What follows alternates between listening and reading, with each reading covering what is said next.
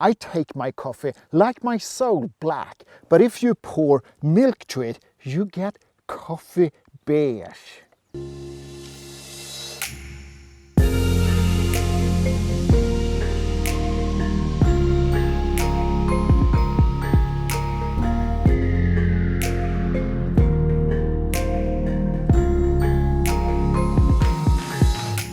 This is going to be a very straightforward review because we have already reviewed the Taycan Turbo, where we got through how the owners of the Taycan cannot charge their batteries to 100%, preserving that second-hand value and get consistency in your driving. And in the 4S review we get all technical, didn't we? Where we got the opportunity to really look over the differences between the Turbo and the 4S, and we learned all about the magnetic field, the 800 volt system, the amp, the inverter and the active length and blah blah blah. So that's the 4S. So this time we're just gonna slaughter the front engine and the drivetrain, just leaving us with a rear wheel drive. Yes, you lose the front engine and 100 horsepower, but I'm going to come back to that later. That is nothing that you lose. But let me read through the option list of this car. Coffee beige metallic, two-tone partial leather interior black, side window trims in black,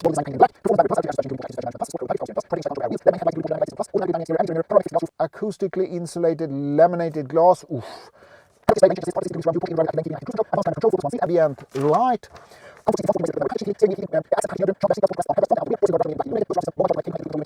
and heat pump. That's option in 30,000 euros.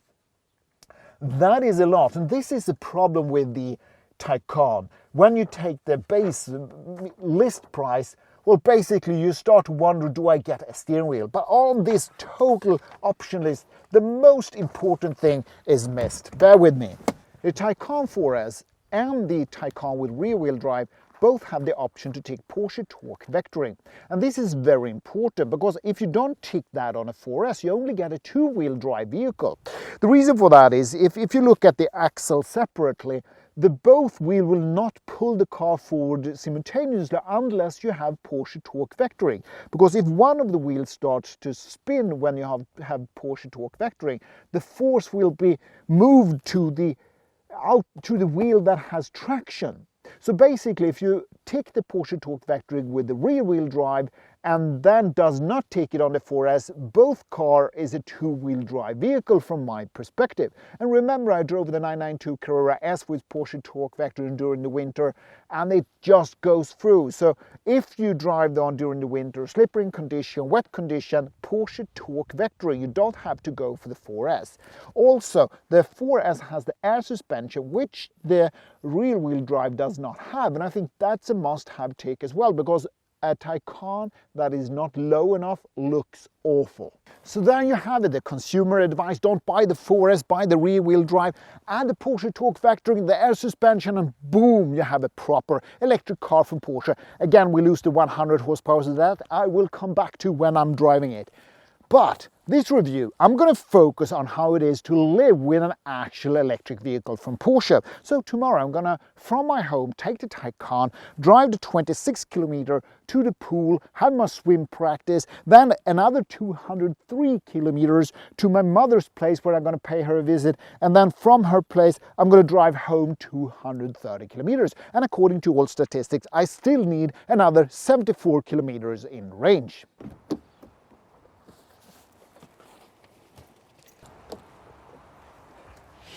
I started this morning with 100% battery, and now it's time to head to my mother's place. One thing I like with the Taycan, I never have to fire up the engine. I just leave it to reverse, and yeah, let's see that we don't hit any obstacle driving away. 100 horsepower, that's what you lose when you select the rear-wheel drive instead of the spectacular 4S. Expensive one. Well, let's take that issue right away. All the Taycans are too expensive. That's just how it is. I believe it is at least 50,000 euro expensive. That's for sure. Look at the market at Germany. You could find turbo that has dropped 70,000 less than a year. And that's just how it is. Too expensive. That's done. And you don't need a 100 horsepower, coming back to that, because as we're going to see, I'm going to pull this to range mode. And this is what you find yourself in an electric vehicle, optimizing your driving. And for that, ladies and gentlemen, you don't need the extra 100 horsepower. I'm going to head out of Södertälje city and get to the highway, and I will come back to you. Freezing outside, a little bit high on the feeling. Can't seem to focus. In the corner of my best friend's sofa, you were getting buzzed on rum and cola. Wasn't brave enough yet just to talk to you. Not a smooth talker under pressure. Sweaty palms ain't making it much better. Something about you feels so special. Prettier from the minute that I met you. Before we continue my journey, let's highlight some, minor details. Glass roof. Well, if you want to fit your Thule roof box, well, then you need these fitting points. And if you don't select the glass roof, well, basically, you're not going to fit your roof box on this vehicle. Smoking outside, trying to get your attention. You make me nervous. PPF from the factory is not something that I recommend. I've seen several cars where, let's say the quality does not reach the top level. Therefore, find your local dealer where have the knowledge to put the PPF on. Everybody knows that I appreciate the work from Autoshield in Stockholm and Malmö. Manual charging lid, please consider it, because when you don't take the electric one, then you get the proper aerodynamics. Not a smooth talker under pressure. Sweaty palms ain't making it much better. Something about you feels so special. Prettier from the minute that I met you. And the biggest perk with the rear-wheel drive car is that you get rid of the red calipers. Black calipers is standard, and boom, you can select any color that you prefer. Coffee beige. Let me put it this way. All people that are below 30 years old love the color, and above 40 they say it looks terrible. You decide which guys and girls that are modern. The prerequisites are, it's quite simple, isn't it? It's raining outside. I drive the car with range mode, which is quite interesting to be said, because the 4S and the Turbo S has a limit max speed of 100 kilometers an hour, but the rear-wheel drive car, for reasons that cannot be explained, has 130 kilometers. I will be driving with inner drive, obviously, so the effect of that are quite straightforward. I will follow the speed limits. The rain will most likely affect the range. It is 3.5 degrees outside, typical Swedish weather in May, and it's going to be very, very interesting. Currently, I have 84% of battery. And let's see where we will stand when I reach my mother's house.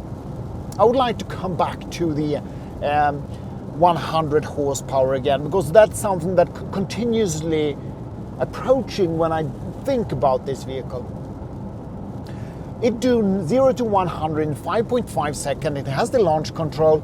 It gives me the pleasure I need, the thrust that I need to drive. With the air suspension and the 4D chassis, it gives me that Porsche DNA feeling when I'm driving. Ooh, this is a bit scary, because when you drive with inner drive, you have a tendency to let go of the steering wheel all the time. Take your coffee. Who is driving the car? I'm not sure, to be honest, but I'm having such a comfortable ride. The windows, I need to mention them. I've been talking about them on the 992, and it's so extremely important that you take the W VW4 on the 992. On the Taycan is VW5. It's sound isolated and lightweight windows, which really increases the comfort. It erases the noise that you don't prefer, that doesn't bring any joy to the art of driving. And doing a long trip, which I'm doing right now, with this kind of comfort, yes. One of my first tick, to be honest, on the Taycan is definitely the windows. Do we have range anxiety? Well, I think so, because it doesn't matter if I just daily drive. I have quite far to my job. It is 90 kilometers. So back and forth, that's all basically with some U-turns to practice, etc. I'm adding at 200 kilometers just back and forth. So I think we have a range anxiety. I think we always look, how much battery do I have? To be honest, I rarely look at the fuel tank indicator when I'm driving a gasoline, a combustion engine car. And just the other day, I went into a charger, right? And 15 seconds behind me, there was another Taycan, a 4S. And we met up. And the effect of he being 50 seconds late to the charger was that, well, he had to wait for 25 minutes before I was done. And the most interesting part of the story, my car did not charge to 100%. I started with 54%. The charger gave, I think, maximum 110 kilowatts. And I think that is something I have never taken under consideration. What if I'm late to the charging station? It is a different kind of living with an electric vehicle that I'm trying to catch in this video, because you have the biggest perk is when you leave home, because it's always fully charged. You have charged overnight, and that gives you so much joy, which means that if you're not traveling more than 350 kilometers, you're done. I mean, you don't have to stop, and you get home and charge your car. And from that case, the 5 to 10 minutes on a gas station is actually quite a long time. But as soon as you go on the long trips, well, that's where the anxiety really starts to kick in, I believe. And the drive, coming back to that, how many times have I said this now? But 100 horsepower extra, you don't need that at all, because you never use them. You don't push an electric vehicle as you might do with a Spider or a 992 to work. Okay, I'm taking the back road to work because woo. And I think that it has to do with a case where you don't want to waste energy on driving. But I'm fine with it. I'm really fine with it, because I have a V8 in the garage with my 928, and occasionally on the weekends I can take that on a proper drive, and that's it. I think I'm happy with that. If the effect of that is I'm going to sit in an electric vehicle and be very careful on how I use the throttle, fine by me. Very nice to do videos with InnoDrive, because I can actually look at this camera on very long terms, and I don't have to be stressed on where the road is heading. No hands. Ridiculous. Arrived to my mother's place, and she does not have a charging station, ending up with 220 volts and 8 amps. Let's see how many kilometers I can gain. 33% when I arrived. Well, that's bad, isn't it? 236 kilometers driven. Reflection. I'm soaked because it's raining today, and I haven't been in any charging station where we have weather protection. Apparently, electric vehicles or the owner should be standing soaked and wet when they charge the high voltage vehicle. 5 hours and 7.5 kilowatts. Well, that's not much, is it? But that's something, isn't it? And this is not the best perfect situation where you cannot park your car where you have a proper charger. By the way, the boot in the front is just for cables. Whew, time to head home, 230 kilometers. So this is going to be a bit interesting, right? So let's go to the battery, and 38%, well, a few percentage improvement. So let's get on the road, 230 kilometers back home. Whew. Gonna be interesting. So what I'm gonna do now, again, inner drive, a little bit less rain than I drove when I drove to my mother's place, but the big thought here is to see how far will I go, when do I feel like stop for charging, and then it's when I'm gonna come back to you guys. Well, I think I'm reached a point where the car actually has more range anxiety than I have. So let's see, where 6% left, so only a few kilometers. 22 kilometers is what the computers say that I still can drive this vehicle on, and I feel, whew, that's the limit for me. You might say that, well, the range of a vehicle is X kilometers, but you need to combine that with the mental state of your mind. So here we are. I need to find, here's a lot of Tesla stations. So let's see if we have, well, let me look around what we have. Laddstationer, yeah, that's Swedish word for, this is scary, I can't find their charger. Charge your battery immediately, that's what it says. Whew. I've parked the car. Unfortunately, the charger does not look the best, but bear with me, let's see what we can find. Whew. Okay, what do I need? This is the mess that you get. This is one, I believe. Whew. How do I start this? What a big mistake. This was the charger. I thought, but it's actually over here, so I have to move the car. What a waste of time. Let's throw this in the back seat. Move the car. This is hopefully much easier. This is the problem, cannot open it because I didn't close the one on this side. Let's see.